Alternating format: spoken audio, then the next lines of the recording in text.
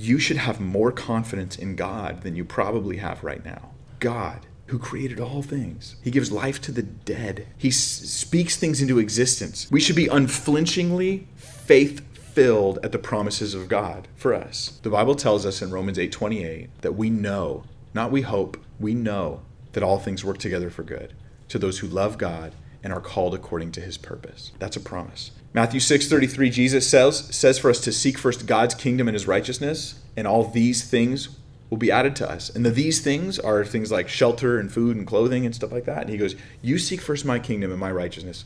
I will take care of you on these other issues. Are you sure, Lord? Are you sure you're going to do that? And now you realize when faith becomes very personal, when it's not just about distant events from long ago, it's about my life and my uncertain future and God's promises applying to me. There's other promises. 1 Corinthians 10:13, this is a really important verse to my heart. It says that no temptation has overtaken you except what is common to man.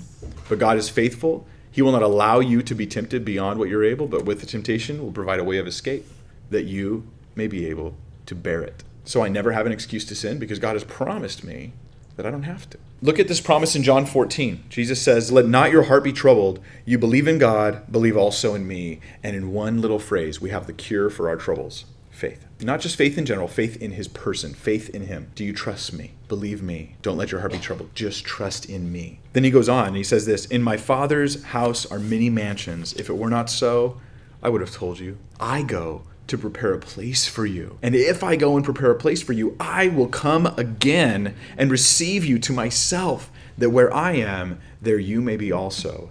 That is a promise. We've got to hold on to these promises. I should be confident in the salvation that Christ has given me, but I should also be confident in the individual promises that God gives me. Sometimes the Lord does speak promises to us. I fully believe that. And if it's truly of the Lord, that's the only question I have, right? Is God, was that really you? I mean, if it's not biblical, I know it's not of the Lord. If it's carnal, I know it's not of the Lord. There's lots of checks and stuff like that. But if it's of the Lord, then I should have great confidence in it. We've got to hold on to the promises because typically speaking, you will be tested in faith when you're waiting on the promises of the Lord. That's just the consistent experience of Scripture.